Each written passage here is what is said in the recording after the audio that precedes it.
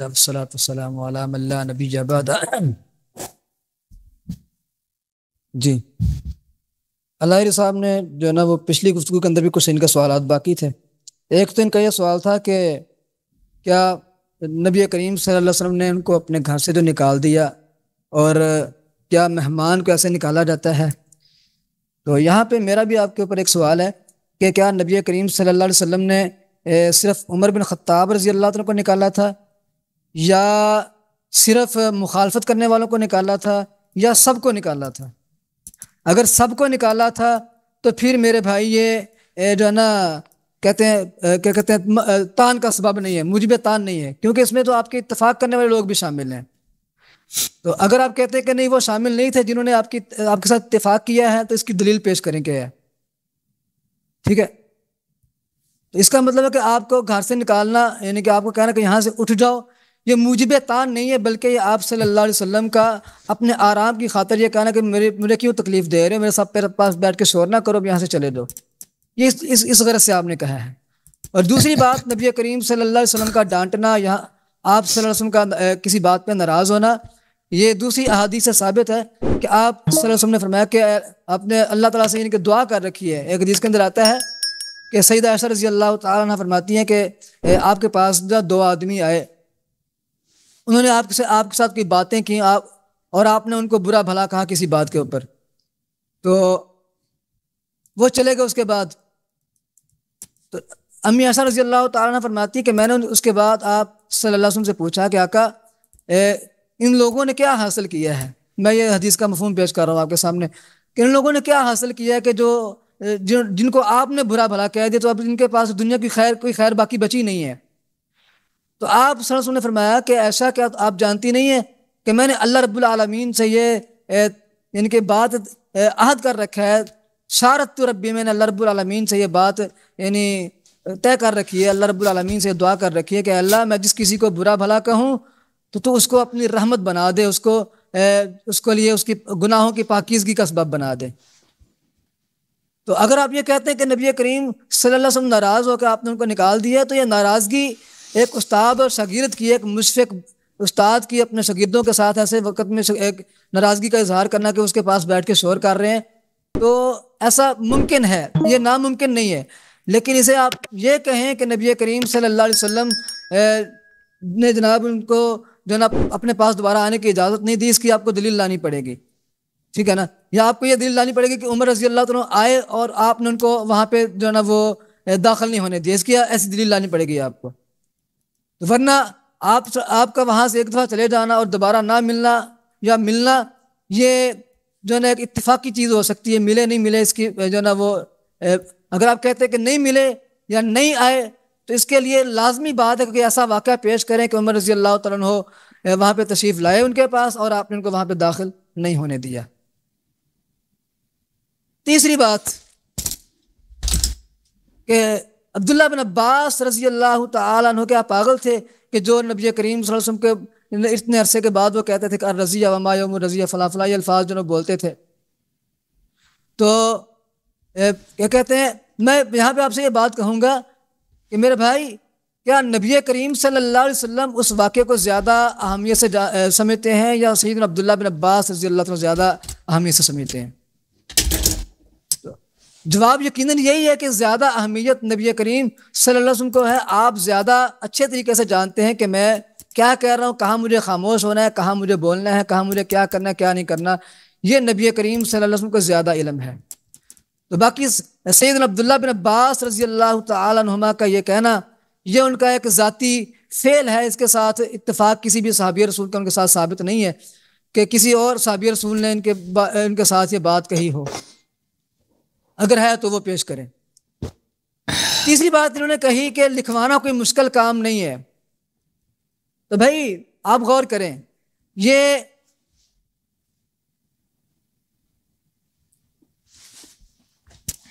ایک کتاب ہے جناب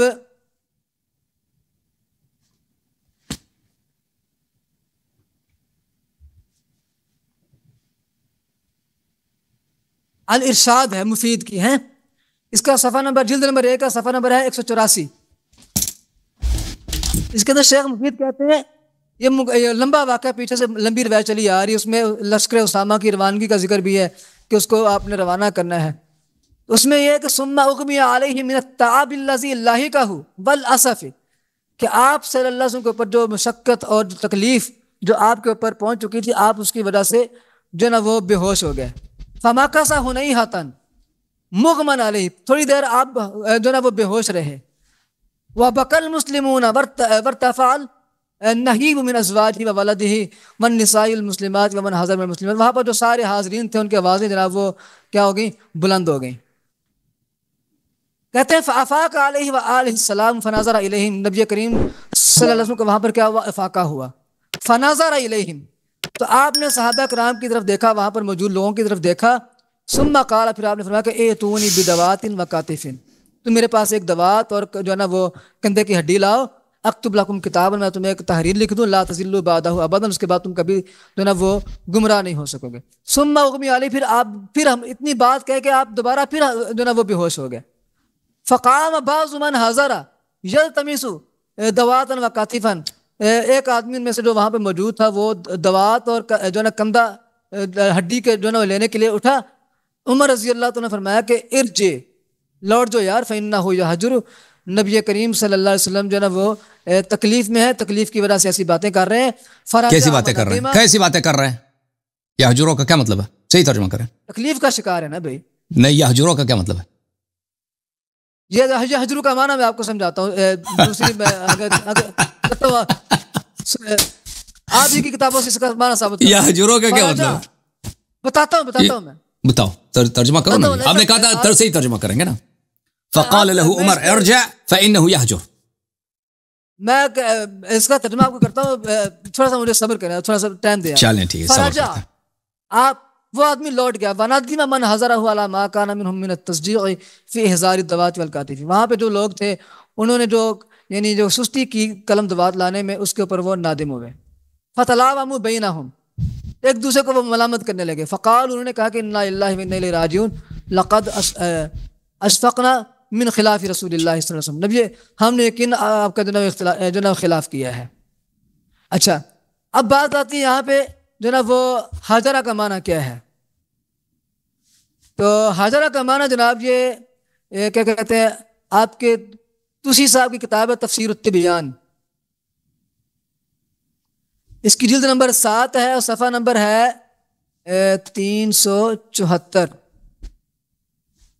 مستکبرین بھی سامرن تہجرون کی جو نا وہ تفسیر کے اندر لکھ رہے ہیں. یہ تکریمہ ہے سورہ مومنون کی، اس کی تفسیر کے اندر لکھ رہے ہیں والحجر الکلام المرفوض وهو المہجور عنہ، وہ کلام ہوتی ہے جس کو چھوڑ دیا جائے. لأنہ لا خیر فیہ، کیونکہ اس میں کوئی خیر نہیں ہوتی. والنائم یہجر فی نومہ، اور جو سویا وہ آدمی ہوتا ہے وہ اپنی نیند کے اندر حجر کرتا ہے. یأتی بکلام مختلط، یعنی وہ ایسی مختلط بات کرتا ہے لا فائدہ فیہ، جس میں کوئی بکواس فائدہ نہیں ہوتا. بکواس اس کا معنی کہاں سے ہو گیا؟ اللہ صاحب، اس کا بکواس کہاں سے معنی آ گیا؟ آپ کی کتاب سے، آپ کے گھر سے میں نے ثابت کر دیا کہ اس کے اندر جو افحاش اور جو وہ بےہودگی وغیرہ آپ ثابت کر رہے ہیں وہ یہاں پہ نہیں ہے. بالکل وہی ہے. اللہ صاحب آپ کی کتاب سے ثابت کر رہا ہوں. تبرسی صاحب کہہ رہے ہیں آپ کی یہ طبیان کے اندر لکھا ہوا معنی ہے کہ یہاں سے مختلط گفتگو ہے، جو مختلط اسی بکواسی کو کہتے ہیں. اختلاط فی کلام یعنی بکواس. ہذیان کا معنی کیا ہوتا ہے؟ ہذیان وہی اختلاط فی الکلام ہوتا ہے. اختلاط فی الکلام ہذیان ایک ہی بات، بیہودہ بات غلط بات کر رہے ہیں. اللہ صاحب بات غلط کر رہے ہیں آپ. یہ میں نے آپ کو ثابت کر دیا آپ کے گھر کی کتاب سے کہ جو حجر کا معنی ہے یہ کیا کہتے ہیں ہذیان نہیں ہے، بلکہ کیا ہے مختلط گفتگو ہے. اور یہ سوئے ہوئے آدمی کے لیے یہاں پر وہ بیان کر رہے ہیں. اور جب کسی بندہ مریض ہو، بیمار ہو، تو ایسا نہیں کہ نبی کریم صلی اللہ علیہ وسلم کی زبان سے، اللہ معاف کرے، نعوذ باللہ ثم نعوذ باللہ، آپ کا دماغ کام کرنا چھوڑ گیا تھا یا انہوں نے ان کو گالی دی تھی، بلکہ یہ موقع ایسا تھا، یعنی صحابہ کرام رضوان اللہ علیہم اجمعین کے اوپر بھی اس موقع کی شدت اور تکلیف اس قدر جو وہ ہیوی تھی کہ ان کو بھی نہیں سوچ رہا تھا کہ ہمیں کیا کرنا چاہیے، کیا نہیں کرنا چاہیے، کیا بولنا چاہیے، کیا نہیں بولنا چاہیے. تو یہ ایسا بھی ممکن ہے کہ یہ الفاظ جو انہوں نے یہاں پہ استعمال کیے جن کو آپ ہذیان کے معنی میں لے رہے ہیں. جی آگے بولیں جی آپ. جی سر چلیں میری باری ہے. بسم اللہ الرحمن الرحیم. پہلی بات یہ ہے کہ انہوں نے مصنف عبدالرزاق سے جو حوالہ پیش کیا تھا کہ مصنف عبدالرزاق میں سوال کے طور پر ہے, میں نے اس کا جواب قرآن مجید سے دے دی. انہوں نے کوئی اس کا جواب نہیں دیا. انہوں نے کہا کہ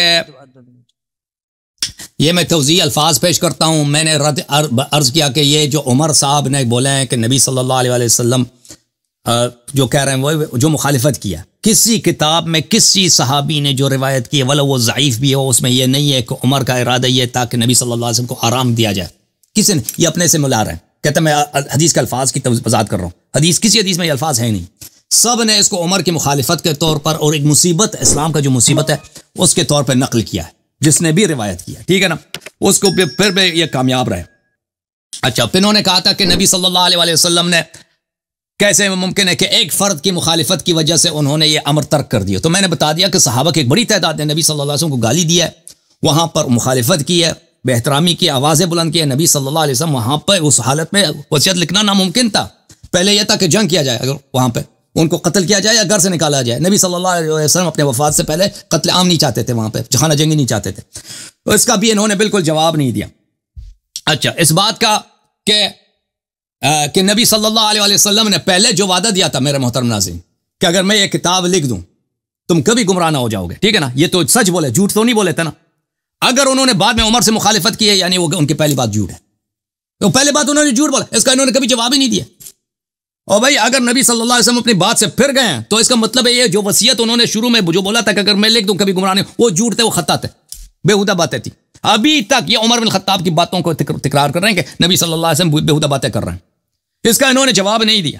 اچھا, یہ کہ میں نے ان کے اپنے کتابوں سے, لغت کی کتابوں سے حجرہ کا کیا مطلب ہے حذیان میں نے دکھا دی ہے. اب یہ کہہ رہے ہیں کہ وہ کتاب تبرسی سے جو انہوں نے نقل کی, کتاب تبرسی میں بھی یہ کوئی وہ وہی اختلاط فی الکلام حذیانی کو بولتے ہیں, جن کو شاید عربی نہیں آتی, وہ اس کے اور معنی نہیں ہے, بلکہ قرآن مجید وغیرہ میں سب میں بہت ہی واضح ہے کہ حجرہ کس کو بولتے ہیں. دیکھیں ان کے اپنے بڑے بڑے محدثین نے اور مفسرین نے, مثلا یہ جامع البیان للطبری ہے, ملاحظہ کریں جامع البیان للطبری جزء 17, یہاں پہ اسی آیت کے ذیل میں سامرن تہجرون, یہ کہتے ہیں خواب کی بات نہیں ہو رہی, سامرن تہجرون, یہ رات کو بیٹھ کے شراب پی کے کفار کیا کرتے تھے, نبی صلی اللہ علیہ وسلم کو گالی دیتے تھے, بکواس کرتے تھے. یہ اس کے متعلق ہے. قرآن مجید کی آیت یہ ہے قد كانت آیاتی تتلی علیکم فکنتم علی اعقابکم تنکسون مستکبرین به سامرا تہجرون. آیات قرآن کے مقابلے میں تم غرور کرتے تھے اور ساری رات بیٹھ کے شراب پی کے نشے کر کے تم بکواس کرتے تھے. یہ وہ کہہ رہا ہے. اچھا, اس کے ذیل میں تہجرون کا مطلب ہے القول المنکر والخنا من القول كذلك هجر القول. تو تہجرون کا یہی مطلب ہے. مختلف کتابوں میں دیکھیں, یہ کتاب تفسیر سمرقندی جزء الثانی, تہجرون سامرا تہجرون. اچھا, سورہ مومنون کی جو آیت ہے تہجرون بالقول الذي في القرآن یعنی تتکلمون بالفحش وسب النبی صلی اللہ علیہ وسلم. تہجرون کا مطلب ہے سب النبی, بکواس کرنا اور فحش باتیں کرنا, غلط باتیں کرنا. وہ سب مفسرین کا, اس کا کوئی اور معنی ہے ہی نہیں, اس میں اختلاف ہی نہیں, یہی معنی بنتے ہیں اس کے. اچھا, پھر یہ بخاری کی یہ عبارت فذهبوا يردون علی, میں نے آپ کی خدمت میں دکھا دیا کہ صحابہ نے کہا کہ نبی صلی اللہ علیہ وسلم ہذیان کہہ رہے ہیں, اور وہ چلے گئے قریب بستر کے قریب چلے گئے نبی صلی اللہ علیہ وسلم کی باتوں کو رد کرتے ہوئے. میں نے اس کا دکھا دیا اور بتا دیا کہ یہ اگر یہ ہوتا کہ نبی صلی اللہ علیہ وسلم کی رد کی بات نہیں ہو رہا ہے, صحابہ کی رد کی بات ہو رہی ہے, فذهبوا يردون على الصحابہ مراد یہ ہوتا تو يردون علیہم ہوتا. اس کا کبھی انہوں نے جواب ہی نہیں دیا.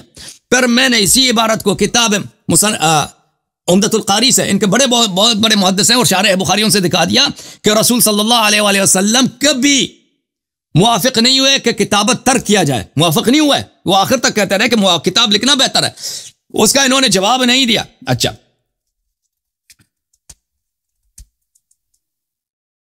یہ کہنے لگے کہ بھائی قوموا انی, صحابہ کو جو نکالا ہے یہ بے عزتی ہے ہی نہیں جی, یہ استاد شاگرد میں ناراضگی ہو گئی. اور بھائی نبی صلی اللہ علیہ وسلم کو ایلیمنٹری اسکول کے ٹیچر ہیں, استاد شاگرد کی ناراضگی ہے کہ ہو سکتا ہے استاد کی بھی غلطی ہو, ٹھیک ہے نا.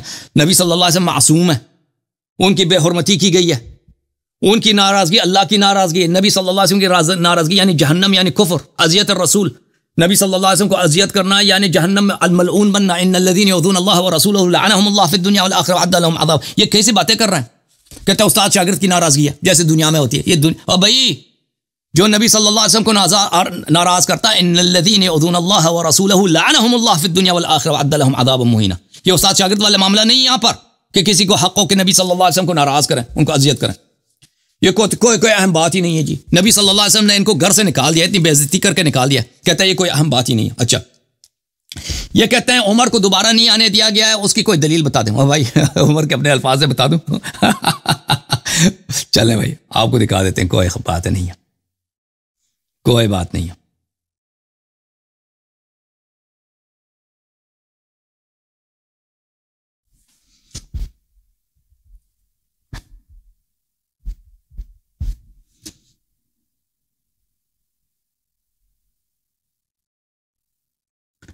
دیکھیں عمر رسول پاک صلی اللہ علیہ وآلہ وسلم، ان کے کتابوں میں بہت ہے یہ روایت. میں زیادہ بیان نہیں کر سکتا کیونکہ وقت قلیل ہے، تو مجھے قلیل وقت کے ساتھ بیان کرنا ہوگا.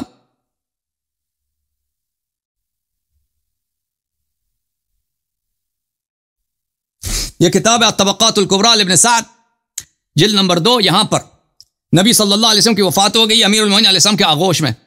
اچھا یہاں پہ روایت نقل کرتے ہیں جابر بن عبداللہ انصاری سے، کعب الاحبار نے عمر سے پوچھا، عند عمر ما كان آخر ما تكلم به رسول اللہ صلی اللہ علیہ وسلم، نبی صلی اللہ علیہ وسلم کی آخری وصیت کیا تھی؟ فقال عمر سل علیا، قال اين هو، اس نے پوچھا کہ علی سے پوچھا، مجھے کیا معلوم. فسألته، میں نے علی علیہ السلام سے پوچھا، علی علیہ السلام نے بتا دیا کہ ان کی آخری وصیت کیا تھی. ان کا سینہ میرے بغل میں تھا، اسی حالت میں ان کی وفات ہو گئی ہے. اچھا یہ بہت ساری کتابوں میں موجود ہے کہ خود عمر نے کہا تھا کہ مجھے نہیں معلوم. اور اگر آپ کے پاس کوئی ہے کہ نبی صلی اللہ علیہ وسلم نے ان کو گھر سے نکال دیا، یہ تو ثابت ہے بخاری سے. اور یہ کہ نبی صلی اللہ علیہ وسلم نے ان کو گھر سے نکال دیا، ان کی بے عزتی ہے، اس میں شک ہی نہیں ہے. اچھا یہ جو ان کو دوبارہ آنے دیا گیا، یہ آپ ثابت کریے، آپ کا کام ہے کہ دوبارہ ان کو آنے دیا گیا. ٹھیک ہے نا، میں نے تو ثابت کر دی کہ ان کو نکال دیا، آپ دوبارہ آنے دیا گیا یہ آپ ثابت کریں. اچھا پھر آپ جو سب کو نکالا ہے گھر سے، رسول اللہ صلی اللہ علیہ وسلم نے سب کو گھر سے نکالا ہے. دیکھیں یہاں پہ 2 گروہ تھے، ایک موافق تھے ایک مخالف تھے. یہاں پہ شیخ صاحب 2 گروہ تھے نا، ایک نبی صلی اللہ علیہ وسلم کے موافق ہیں، ایک نبی صلی اللہ علیہ وسلم کے مخالف ہیں. ان جو انہوں نے آپس میں جھگڑا کیا ہے تو نبی صلی اللہ علیہ وسلم نے سب کو نکالا. دیکھیں اس میں ملامت کس کی ہے؟ نبی صلی اللہ علیہ وسلم تو کسی کو نہ نکالتے نا. نکالنے کی وجہ وہی ہے جنہوں نے مخالفت امر رسول صلی اللہ علیہ وسلم کیا، جنہوں نے کہا کہ نبی صلی اللہ علیہ وسلم ہذیان کہہ رہے ہیں، جنہوں نے بولا نبی صلی اللہ علیہ وسلم ہذیان کہہ رہے ہیں، وجہ وہ ہے. ٹھیک ہے نا، تو اس میں دیکھیں اگر ان کو اس کے ساتھ ان لوگوں کو بھی جھگڑا نہیں کرنا چاہیے تھا. جو لوگ نبی صلی اللہ علیہ وسلم کے حکم کے موافق تھے ان کو جھگڑا نہیں کرنا چاہیے تھا. ان کو چاہیے تھا کہ وہ بیٹھ کے سن لیں نبی صلی اللہ علیہ وسلم کیا حکم دیتے ہیں. بھئی عمر نے جب مخالفت کی ہے، نبی صلی اللہ علیہ وسلم وہاں پہ وہ نبی صلی اللہ علیہ وسلم جو حکم دے دیں اس کی تعمیل، ان کو مخالفت نہیں کرنا چاہیے تھا. لیکن انہوں نے جو آواز بلند کی ہے، وہاں پہ جھگڑا کیا ہے، گھر میں جو افراد تھے ان کی اتنی ملامت نہیں ہوتی، کیونکہ انہوں نے جو جھگڑا کیا ہے وہ نبی صلی اللہ علیہ وسلم کی دفاع میں، ان صحابہ کے خلاف جو نبی صلی اللہ علیہ وسلم کی بے حرمتی کر رہے تھے، گالی دے رہے تھے اور مخالفت کر رہے تھے، تو ان کا اتنا قصور نہیں ہے. نبی صلی اللہ علیہ وسلم نے اگر ان کو بھی نکالا تو وجہ ان کی بے ادبی نہیں ہے، وجہ عمر اور عمر والوں عمر پارٹی کی ہے کہ انہوں نے نبی صلی اللہ علیہ وسلم کی بے حرمتی کی ہے، توہین کی ہے، اذیت کی ہے، گالی دی ہے، مخالفت کی ہے، اس لیے وجہ وہ ہے. تو جو قومو عنی ہے کہ گھر سے نکالا گیا ہے، اس کی کس کی تذلیل ہے؟ موافقین کی تذلیل نہیں ہے اس میں کہ موافقین کی بے عزتی ہے، نہیں، اس گروہ کی بے عزتی ہے جنہوں نے مخالفت رسول صلی اللہ علیہ وآلہ وسلم کیا. ٹھیک ہے نا. اچھا اب کہ نبی صلی اللہ علیہ وآلہ وسلم کا حکم یہاں پر وجوب کے لیے ہے. دیکھیں اس میں بہت سارے دلائل ہیں. ایتونی کا سب سے پہلے ایتونی بکتاب او قلم، میں قلم کاغذ لے کے آؤں، میں وسیلہ لکھ دوں. سب سے پہلا واضح یہ کہ خود ایتونی جو حکم ہوتا ہے یہ وجوب کے لیے ہوتا ہے، حقیقت فی الوجوب ہے. استحباب کے لیے ہونا اس کے لیے قرینے کی ضرورت ہے، اس کا قرینہ آپ کے پاس نہیں ہے. اب اس کے بعد اکتب لکم کتابا لا تدلون بعدہ، کتاب لکھوں گا اس کے بعد کبھی گمراہ نہ ہو جاؤ گے. ٹھیک ہے نا، وہ قرینہ ہے. اس کے بعد اللہ آپ کا بھلا کرے، عبداللہ ابن عباس کا رونا، اور آپ کا یہ کہنا عبداللہ ابن عباس جو رو رہے تھے رسول اللہ صلی اللہ علیہ وسلم سے زیادہ عالم تھے. بالکل رسول صلی اللہ علیہ وسلم سے زیادہ عالم ہے، لیکن رسول صلی اللہ علیہ وسلم نے کبھی عمر سے موافقت کی نہیں ہے. عبداللہ ابن عباس چھوٹا آدمی نہیں ہے، حبر الامہ ہے، ربانی ہذہ الامہ ہے، اللہم علمہ القرآن ہے، اس کے شان میں اتنا بڑا عالم ہے. وہ کہہ رہے اسلام کے سارے مصائب کا جڑ ہے، اور آپ صحابہ کے کلام کو آپ لوگ حجت مانتے ہو. وہ اسی واقعے کا راوی ہے، وہ نہیں کہتا کہ یہ واقعہ جو ہوتا ہے اس میں نبی صلی اللہ علیہ وسلم کو آرام دیا گیا. ٹھیک ہے نا. چلیں شیخ صاحب بولیں.